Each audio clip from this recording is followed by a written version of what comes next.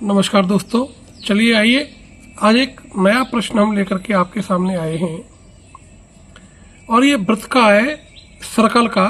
कक्षा 10 में यानी क्लास 10th में यह प्रश्न बहुत आता है।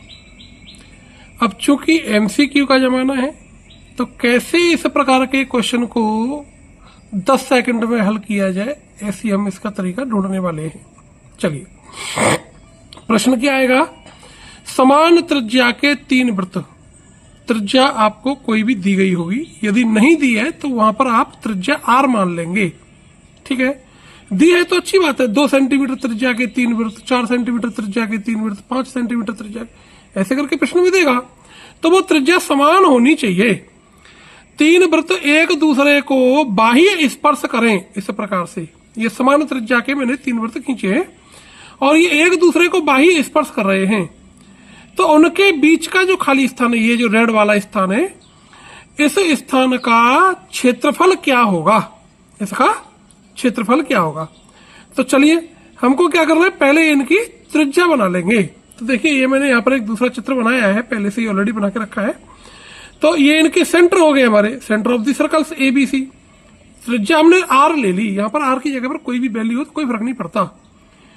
तो इसका आंसर क्या होगा? ये बीच वाले क्षेत्रफल का इसका एरिया होगा R² इंटू √3 माइनस π/2।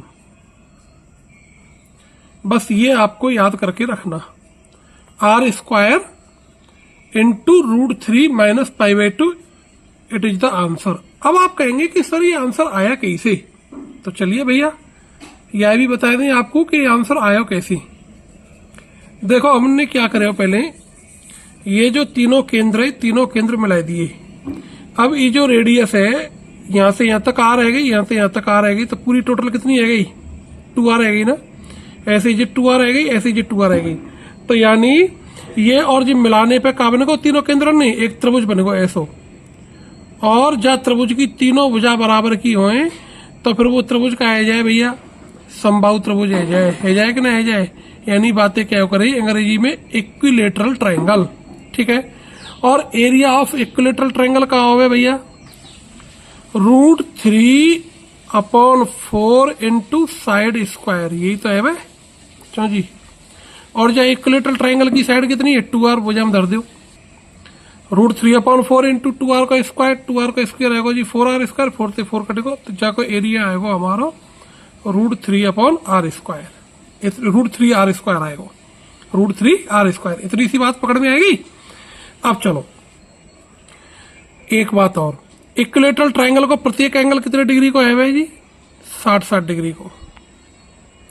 यहां लिख लो, चाहे जाए यहां लिख लो। तो जू देखो 60 डिग्री को हैगो कि ना हैगो? 60-60 डिग्री को हैगो। और जहाँ ट्रायंगल को जिवारो जो हिस्सा है, देखो जिवारो में जाए, यहाँ रेड करे दे रहा हूं। ठीक है, एक है रेड कर दूं, एक है ग्रीन करे दे रहा हूं। तो जावारे हिस्सा है, हम क्या कहते हैं भैया? एक है जाए नीलो रिंदो, जाए हरो कर लो, जाए लाल कर लो है। तो तुम्हारे ध्यान में बात रही आवेगी। तो ये हमने लाल कर लियो। तो ई बारो जो एरिया है जी का कहलावे को साहब, जी कहलावे तो हमारा सेक्टर का कहलावे तो है। और चूंकि तीनों सेक्टर को एंगल समान है, क्योंकि जिनके जो बिंदु हैं, सेंटर पॉइंट हैं, कॉर्नर हैं, वो कहाँ है? हमारे ट्रायंगल के वर्टेक्स हैं। ठीक है, तो सेक्टर को जो एरिया है वो एरिया का होता है जी, सेक्टर को एरिया आपको ध्यान में रखना पड़ेगा।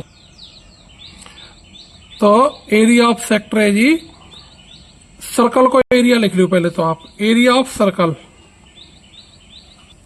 इंटू θ/360। चूंकि जिस सेंटर पे पूरा एंगल, इस बार तो सेंटर सर्कल को है, ये बार सेंटर तो है ना। और सर्कल को कौन सा हिस्सा लिया हमने? θ वाला हिस्सा ले रहे हैं। और पूरे एरिया को इतना रेशियो करके ऐसे निकाल देंगे जाए। तो निकालो जी, एरिया ऑफ सर्कल कितना होगा साहब? चूंकि जब सर्कल की रेडियस कितनी है? R, तो πr²। थीटा कितने डिग्री को? 60 डिग्री को। तो 60/360। अब चूंकि हमें तीनों सेंटर को निकालना है, कितने को निकालना है जी? तीनों सेक्टर को निकालना है। तो 3 को जा में गुणा कर लो, 3 को जा में, ये तो हमने एक ही सेक्टर को तो बताया हो। अब चूंकि हम तो 3 सेक्टर बन रहे हैं ट्राइंगल में, तो 3 को गुणा कर दो। तो देखो 60 दिया 180 थे, ये कटेगा 2 बार, तो एरिया कितना आएगा 1/2 पाई आर स्क्वायर। अब हम क्या करें, जब पूरे ट्राइंगल में थे, जब ट्राइंगल में थे हम जो 3 सेक्टर के एरिया माइनस कर दे, तो जो बीच वाला हिस्सा हमारा जाकर एरिया आ जाएगा ना, आ जाएगा। ठीक है, तो एरिया ऑफ रिक्वायर्ड रीजन कितना बनेगा जी, एरिया ऑफ ट्राइंगल में थे तीनों, area of triangle minus area of 3 sectors, तो यानी दोनों को माइनस कर दो साहब। तो एरिया ऑफ ट्राइंगल कितना आएगा आपको, √3r स्क्वायर, माइनस करो तीनों सेक्टर को एरिया आएगा आपको 1/2 पाई आर स्क्वायर। ज्यामिति आप आर स्क्वायर ले लो जी कॉमन, तो कितना रहेगा √3 माइनस पाई/2, तो इतना आंसर आएगा साहब। अब आपको मान लो यहाँ तक वही होती साहब कि 2 सेंटीमीटर त्रिज्या के, 2 सेंटीमीटर त्रिज्या के कितने के, 2 सेंटीमीटर त्रिज्या के, तो क्या करेंगे आर की जगह पे 2 धर दे, बस सीधा सीधा आंसर आएगा।